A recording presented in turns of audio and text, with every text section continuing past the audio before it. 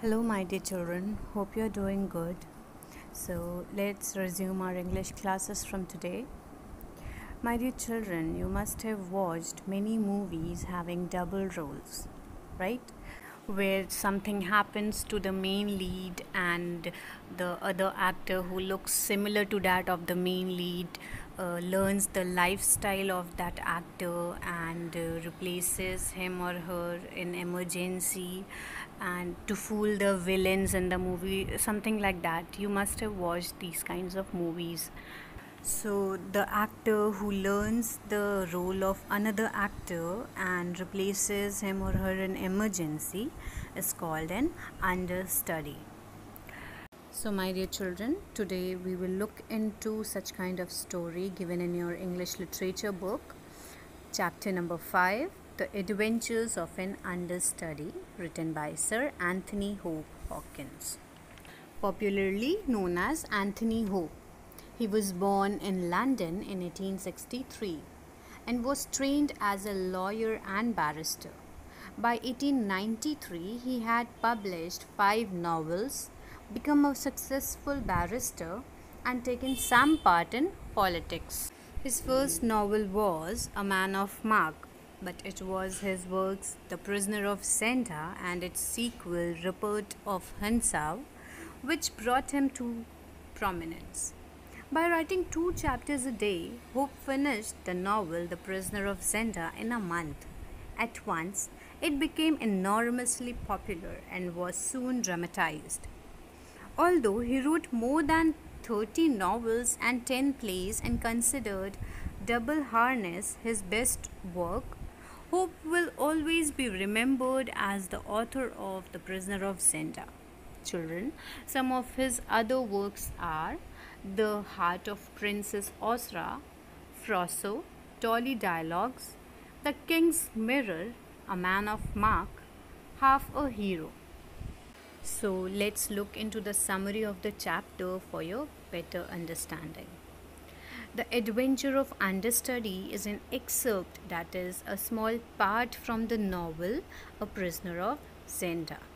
The setting of the story is the castle of Ruritania. So the chapter begins with the introduction of the story where the King Rudolph, without his coronation, would not legally and truly be the king of Ruritania. The king, however, was found in an unconscious state just day before coronation. So naturally, he would not be able to attend the coronation ceremony.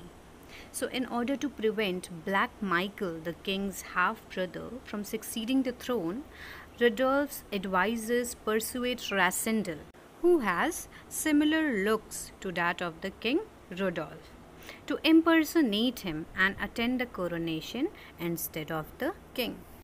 Although Rassendyll felt nervous upon arriving at Strelsaw in Ruritania, he soon gathered composure and comfortably stepped into the shoes of King Rudolph. When Marshal greeted him, he accepted it very confidently and also received the compliments of the guests in such a way that nobody was suspicious in the least. Then after, Rassendyll rode on his horse through the streets with Marshal and Sapt.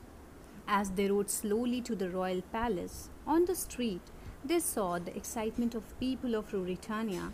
They bowed him under the shower of cheers, blessings, and waving handkerchiefs. Then there came a point where Rassendyll stopped the horse. He wanted those in the front to ride on, while the ones with him waited. He did not want anyone to come near him. That way, he could have the common people see that he trusted them. Riding alone when Rassendyll entered the town, he overheard good comments about him.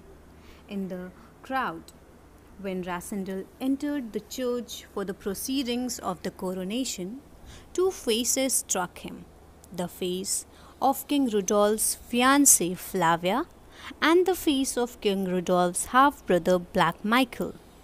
When Black Michael saw Rassendyll, his face went pale in shock because he was the one who drugged the king and made him unconscious. The proceedings of coronation followed next. Rassendyll knelt before the priest as he anointed Rassendyll's head. Then Rassendyll took the crown from him and placed on his head. There was no hint of suspicion in anyone. However, Princess Flavia warned of Black Michael's ambition of taking over his throne. The excitement heats up as Black Michael kidnaps the real king, Rudolph, and Rassendyll is forced to keep up the pretense for longer than he expected to. The story of how he rescues Rudolph and saves the throne of Ruritania from Michael forms the story of The Prisoner of Zenda. So, students, this was the summary of the chapter. I hope you've understood this. Children, I want you to read the chapter so that while I explain the chapter, it becomes easy for you to understand. Thank you.